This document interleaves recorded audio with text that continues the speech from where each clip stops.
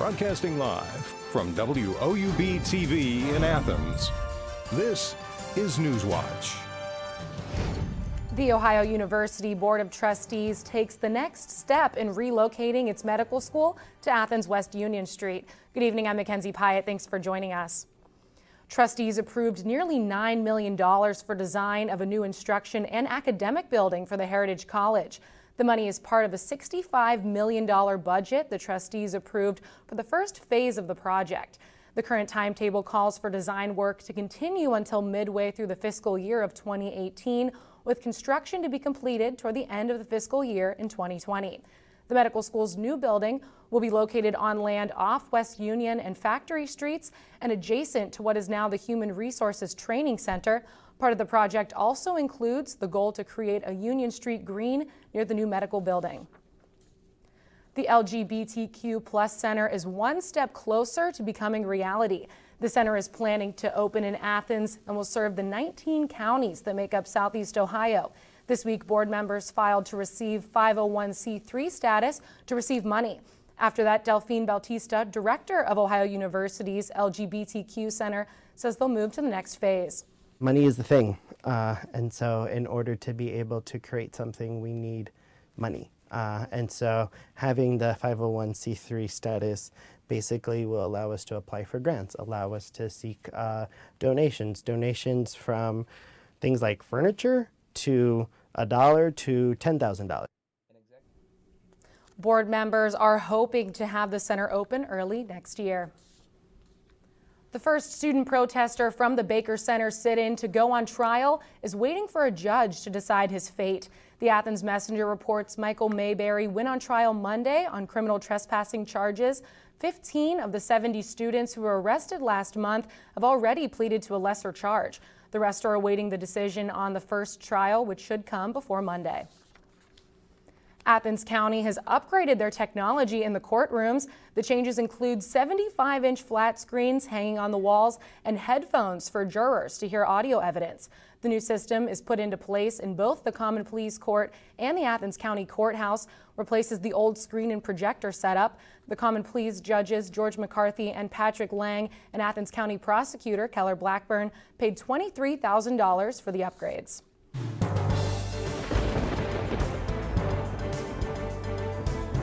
Well, it was a little bit warmer today, but it is going to keep warming up as we head into our weekend. Good evening and welcome to the Newswatch Weather Center. I'm Allison Gens. Right now in Athens, it's 55 degrees. We do have sunny skies out there as we head into our evening and overnight hours. And now looking around the region, temperatures are also in the mid to upper 50s. We have 55 in Newark, 58 in New Martinsville, 59 in Chillicothe, 61 in Ripley and Ironton, a little bit warmer as we head south in our region. Now, overnight tonight, not much going on as far as precipitation. We're going to have mostly partly cloudy and skies. Then temperatures will be dropping.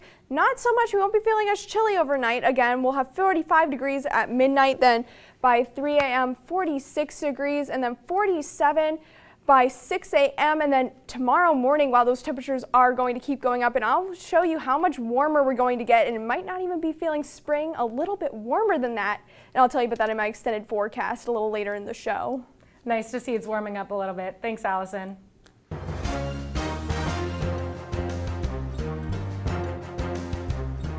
The City of Athens has its first electric car, and it is being used by the Code Enforcement Office. They received a $10,000 discount on the Nissan Leaf electric car. The car gets 117 miles per charge.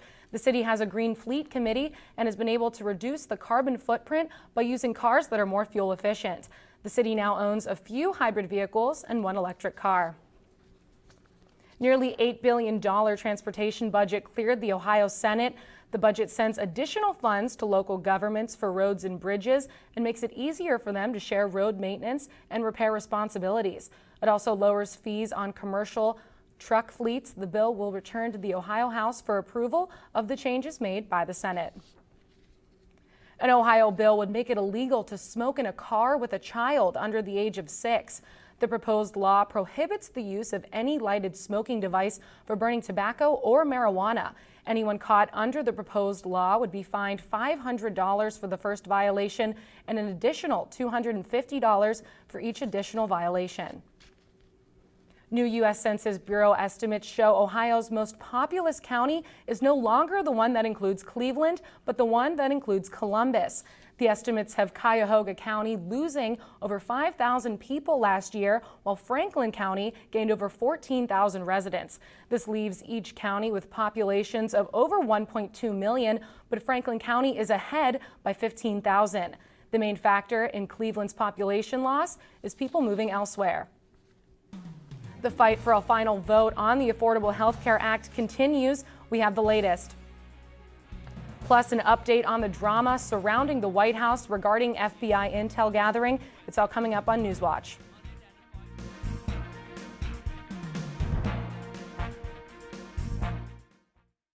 University students really have a huge sense of pride in our campus, in our school, and in our education. People don't come to Ohio just to go to college. They come here to become a Bobcat. It's a really unique atmosphere. Bobcat pride is having that natural camaraderie. Bobcats are just happy to be Bobcats. My favorite time of year at Ohio has to be homecoming. When the alumni come back, you can see that the love of this university doesn't fade. Once you're a Bobcat, you're always a Bobcat. The student body here at Ohio University absolutely is a family. The students support one another. You become this unit, this big, friendly family unit. There's this connectedness. You feel a part of something. Driving in on the highway and just seeing the red bricks and the trees again, it's just like coming back home. There's great students, great professors. You just walk around campus and think, oh my gosh, I can't believe I go here. I feel like I matter in the community, and I feel like I matter here at Ohio University. It's home. Athens is home. I knew that I wanted to come to Ohio University from the very first time I visited here. There's something about the campus that grabs you. It was really comforting. Very welcoming. It's one thing to write down your name and your GPA and that kind of stuff and send it in. Another thing entirely to be here and see how great it is. The campus here is just electric. Absolutely gorgeous. Everything just looked really college-like. I looked at my mom and I said, "This is it." And she said, "The tour's just started." I said, "No, you don't understand. This is it." My professors really care. They care about my grades, they care about my opportunities, they care about my experiences, they want me to succeed. They give those opportunities to the students. My professors have been extremely approachable. Literally, their door is always open. You can go to them with pretty much anything. Everyone knows your first and your last name and where you sit in the classroom. I really never feel like I'm being talked down to or just being taught material. I always feel like I'm having a conversation. And they want to share those opportunities and those experiences with us.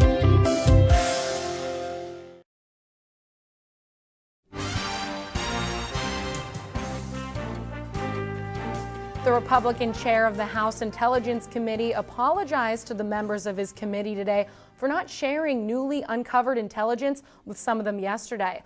Running instead to the White House to brief the president, something his own Republican colleagues had advised him not to do. This is not an easy minefield. House Intel Chairman Devin Nunes apologized to members of his committee and yet still defended his decision to brief the press and President Trump on information he obtained showing some communications from Trump and his aides may have been collected by U.S. intelligence agencies. The FBI has confirmed it is investigating Trump campaign officials' dealings with Russia and possible collusion during the election. The intel was gathered during U.S. efforts to monitor unidentified foreign parties, not on Trump or his team directly. The president didn't invite me over. I called down there and invited myself because I thought he needed to understand what I saw and that he needed to try to get that information because he has every right to see it. But Democrats say he may have compromised the congressional investigation. The chairman will need to decide whether he is the chairman of an independent investigation into conduct which includes allegations of potential coordination between the Trump campaign and the Russians, or he is going to act as a surrogate of the White House. Much is still unknown about the investigations into Russia's alleged interference, but many are now calling for an independent investigation. He has scuttled and put a cloud over his own investigation, and he has become the subject, basically, he should be, of an investigation. Other members of the House Intel Committee have said they hope to see for themselves what Congressman Nunes already has. In Washington, I'm Scott McLean. Administration officials and allies have since said that Trump misspoke by tweeting that Obama wiretapped him, but that he meant he was the target of surveillance in a broad understanding of the term. President Trump's Supreme Court nominee pick, Neil Gorsuch, is entering day 4 of his confirmation hearings. The conservative is looking to fill the seat of Justice Antonin Scalia, who passed away last year. However, Gorsuch continues to see opposition from Democrats. Senate Democratic leader Chuck Schumer said he would create a filibuster against the confirmation of Gorsuch, following Democratic Senator Dick Durbin agreed. At this point, I don't believe that there are 8 Democrats supporting Judge Gorsuch, but Chuck Schumer has told us all, wait until the hearings are over. Let's do this professionally. Let's do it responsibly. I think that's the right approach. If Gorsuch is confirmed, the 49-year-old will be the youngest serving Supreme Court justice. Police continue to investigate what is being called the worst terror attack to hit London since the 2005 underground bombings. Police identified the attacker as 52-year-old British man Khalid Massoud. 3 people are dead along with the attacker, and dozens are injured after the attack outside of the UK's Parliament yesterday. Innocent bystanders were struck by a vehicle near the British Parliament, and a police officer was stabbed. Prime Minister Theresa May spoke to Parliament in session today despite the deadly attack. This was an attack on free people everywhere. Our resolve will never waver in the face of terrorism. An ISIS-affiliated news agency claims that one of their followers carried out the attack. Congress will no longer be holding a vote tonight as expected on the Republican health care legislation. President Trump and his allies struggled to meet demands of conservative lawmakers who said they could not support the bill. The conservative House Freedom Caucus, whose members appear to hold the key to any agreement on a final bill, met with President Trump earlier today. Representative of North Carolina's 11th Congressional District, Mark Meadows, says he hopes to get a yes before 7 o'clock tonight. I can tell you the Freedom Caucus is committed to working with the president to get this done. This artificial deadline that we have at this particular point of a vote tonight actually is something that we imposed on ourselves, and so I'm very encouraged and optimistic. Meadows went on to say the president is committed to getting to the finish line. However, it is unclear when a final vote will take place. On Wall Street today, stocks varied across the board. Here's a look at stocks of local interest.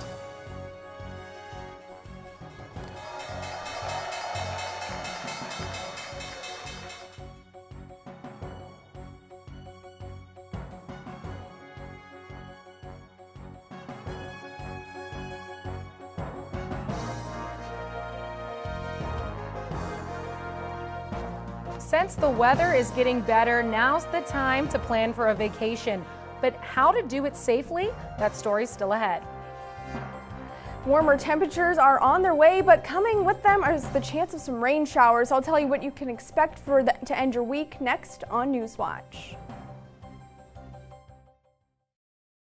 Professors really care. They care about my grades, they care about my opportunities, they care about my experiences, they want me to succeed. They give those opportunities to the students. My professors have been extremely approachable. Literally, their door is always open. You can go to them with pretty much anything. Everyone knows your first and your last name and where you sit in the classroom. I really never feel like I'm being talked down to or just being taught material. I always feel like I'm having a conversation. And they want to share those opportunities and those experiences with us.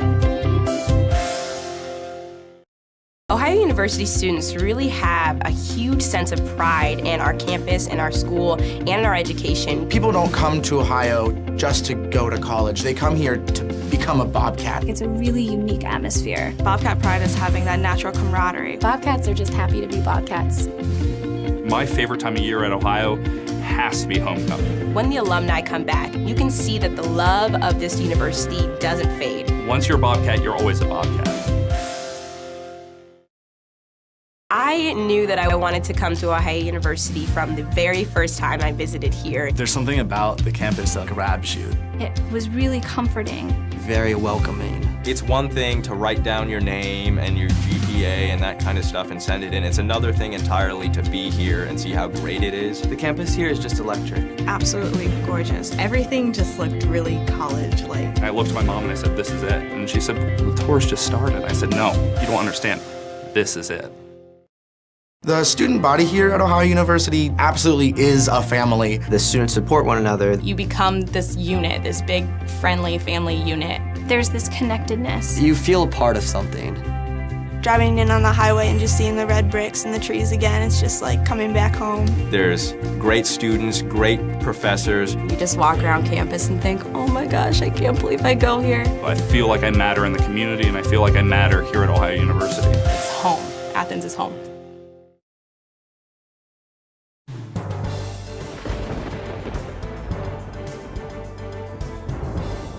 Good evening and welcome back to the Newswatch Weather Center. I'm Allison Gens. Right now in Athens, it's 55 degrees with our winds southeast at 6 miles per hour.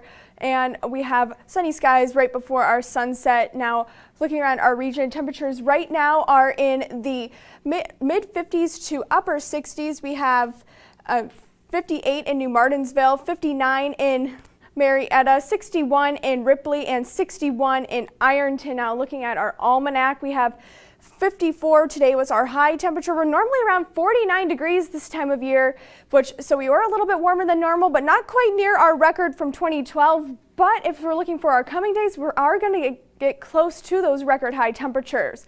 Now, our precipcast for tomorrow is showing that we don't have too much going on. There is a low pressure system in the Midwest that's going to begin to work its way in.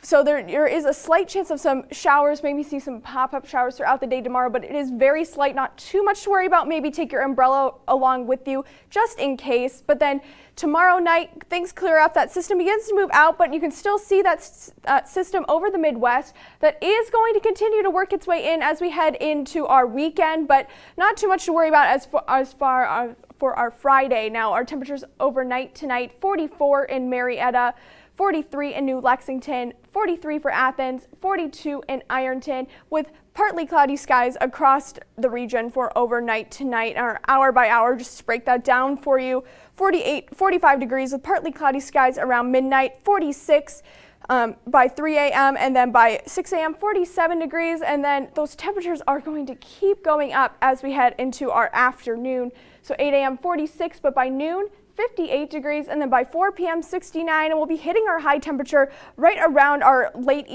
early evening hours. Tonight 43 degrees as our low temperature with increasing clouds and mild temperatures overnight, a lot warmer than we've been feeling overnight as we head into some warmer days ahead. Winds south-southeast at 5 to 10 miles per hour. Tomorrow morning at the bus stop, 46 degrees, partly cloudy skies, and an above average start to the day, but you'll still need your jacket for the morning hours. We'll see some clear skies, but then as your kids come home by the afternoon, 71 degrees as your high temperature. Is going to be a beautiful day with partly cloudy skies throughout the day, so it's a great Friday, a great way to end your week to get out there and enjoy that nice weather. Looking at your 7-day forecast here, 71 for our Friday, then look at that for Saturday, 73 degrees, feeling a little bit more like summer than it is like spring. Then by Sunday, temperatures dropping, 64 degrees, and there is a chance of some rain showers moving in Saturday, then mainly into Sunday. We have 90% chance of some thunderstorms, and that rain continues into next week with temperatures in the high to mid 60s, 65 on Tuesday, 63 on Wednesday, and 69 by Thursday. So it is warming up. It is going to feel less like winter and more like spring. Thanks, Allison. Now, as those temperatures start to rise, many of you might be planning a trip. The CDC has a few tips for you, especially if you are leaving the country. Mary Maloney explains in today's Health Minute. Before you hit the road, it's best to always be prepared. The first step is doing your research. Find out about any health concerns at your destination and plan accordingly. Prepare and pack a travel health kit with anything you might need, including medicines, sunscreen, and bug bite protection. If you plan to leave the U.S., you should check with your health insurance provider about international coverage. You might even consider getting additional insurance for medical care and emergency evacuations, especially if you're going somewhere remote. Once you arrive at your destination, be careful about indulging in the local cuisine. In developing countries, eat only fully cooked food that is served hot. Do not eat fresh vegetables or fruits unless you can peel them yourself. Drink only bottled beverages and steer clear of ice. It was probably made with tap water.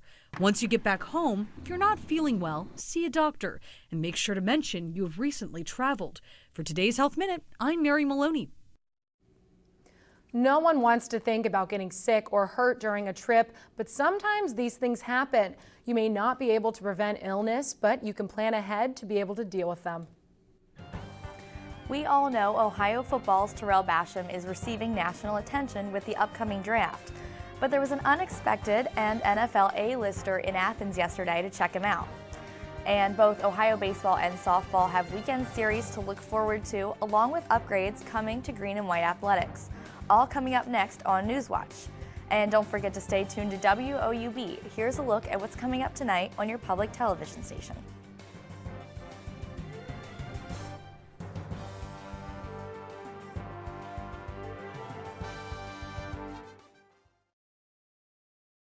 Body here at Ohio University absolutely is a family. The students support one another. You become this unit, this big, friendly family unit. There's this connectedness. You feel a part of something. Driving in on the highway and just seeing the red bricks and the trees again, it's just like coming back home. There's great students, great professors. You just walk around campus and think, oh my gosh, I can't believe I go here. I feel like I matter in the community, and I feel like I matter here at Ohio University. It's home. Athens is home.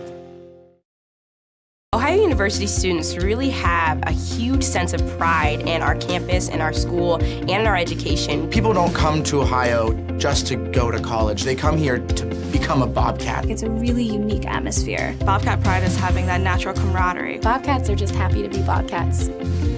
My favorite time of year at Ohio has to be homecoming. When the alumni come back, you can see that the love of this university doesn't fade. Once you're a Bobcat, you're always a Bobcat. My professors really care. They care about my grades, they care about my opportunities, they care about my experiences, they want me to succeed. They give those opportunities to the students. My professors have been extremely approachable. Literally, their door is always open. You can go to them with pretty much anything. Everyone knows your first and your last name and where you sit in the classroom. I really never feel like I'm being talked down to or just being taught material. I always feel like I'm having a conversation. And they want to share those opportunities and those experiences with us. I knew that I wanted to come to Ohio University from the very first time I visited here. There's something about the campus that grabs you. It was really comforting. Very welcoming. It's one thing to write down your name and your GPA and that kind of stuff and send it in. It's another thing entirely to be here and see how great it is. The campus here is just electric. Absolutely gorgeous. Everything just looked really college-like. I looked at my mom and I said, this is it. And she said, the tour's just started. I said, no, you don't understand. This is it.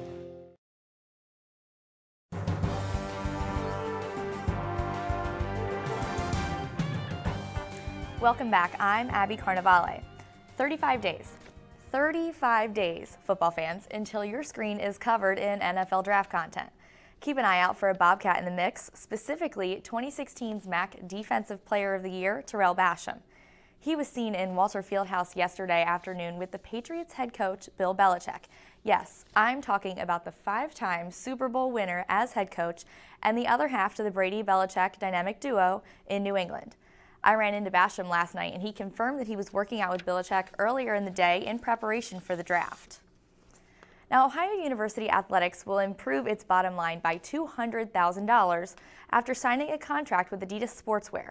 Newswatch at Noon reporter Maggie Shandrick says the deal also includes some free sportswear during the transition from the current contract with Russell Athletics. After 10 years with Russell Athletics, Ohio University Sports will begin a new partnership with the popular sportswear company Adidas. The contract goes into effect June 30th when the Russell contract expires. The new partnership is set for 8 years with options for 2 one-year extensions. Coaches, athletes, and everyone in the athletic department say they are excited to partner with Adidas. Yeah, I think we're excited about joining the Adidas family. Adidas is obviously a well-known brand across the world, and especially for us in soccer, because Adidas is probably the world leader in soccer shoes and apparel. So we're excited for us to be a part of their family. Ohio will be eligible for $600,000 in equipment per year during the first 5 years of the contract. That increases to $635,000 during years 6 through 8. Also in the first year, Ohio will receive $120,000 worth of gear and apparel as part of an incentive from Adidas. I think they look great. Adidas has been super flexible and easy to work with. They've been promoting us on social media and vice versa. So I think both with the networking, the quality, the style, and just the known brand will be good for marketing and comfort quality. Ohio was the only school in the Mid-American Conference that used Wrestle, but will now join the 6 other programs using Adidas in the MAC. The Bobcats will now be dressed head to toe in Adidas sportswear, but the bookstores on campus will still be selling Wrestle, Nike, Under Armour, and other brands as they have done in the past. Reporting for Newswatch at noon, I am Maggie Shandick. Like Maggie said, as soon as July hits, the Bobcats will be joining countless of other collegiate programs to say impossible is nothing with Adidas on the court or the field. Thanks, Maggie. After listening to Allison talk about the weather, I don't know about you, but I can't think of a better way to spend a 70-degree Friday night than enjoying a hot dog and some baseball. Ohio baseball will be in town for a weekend series against Butler. They'll be looking forward to redeeming themselves after a late-inning loss against Morehead State earlier this week. I talked to pitchers Thomas Coletti and Jerry Salisbury last night, and there's a possibility of a doubleheader on Saturday, given the possibility of rain on Sunday. So if you're heading to the Diamond this weekend, just keep that in the back of your mind. And Ohio softball is off to their best start since 1995, and the preseason MAC favorites will start conference play this weekend against Toledo. At 19-6, Ohio will host the struggling Rockets that come to Athens at 12:20. Fans will notice a new look to Ohio's softball field. The team built a new set of stands, which holds more fans and offers a modern look to a previous Ohio Athletics eyesore. With their 5-2 loss at home to the Toronto Maple Leafs last night, the Columbus Blue Jackets saw their four-game win streak come to an end.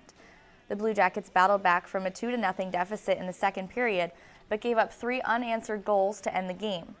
Columbus is on the road tonight in a big game against the Washington Capitals. Washington leads the Metropolitan Division and have won 3 of their last 4 games. Columbus is 2-1 against Washington this year and sits 2 points back of the Capitals in the division. Now, U.S. Baseball took to the field in Dodger Stadium last night, and starting pitcher Marcus Stroman dominated from the mound to blank Puerto Rico in their 8-0 championship win. This was the first finals appearance for both teams in the World Baseball Classic, with the Dominican Republic consistently owning competition in years past. Now that the World Baseball Classic is over, fans can officially count down to opening day, which, by the way, is starting in just under 10 days, 18 hours, and 30 minutes. But who's keeping track? Definitely not me. That's all we have for sports today. Back over to you, Mackenzie. Thanks, Abby. Here's a great reason to adopt a puppy. Today is National Puppy Day. The day brings awareness to the need for homes for orphaned pups and to educate people about the horrors of puppy mills across the country. It was founded in 2006 by Colleen Page, a celebrity pet and home lifestyle expert and author who also founded National Cat Day. National Puppy Day is actually considered an international holiday now. And that does it for our broadcast this evening. Thanks for watching. I'm Mackenzie Pyatt. Stay tuned for the PBS NewsHour coming up next. And remember, you can find the latest news anytime at WOUB.org. Have a great night.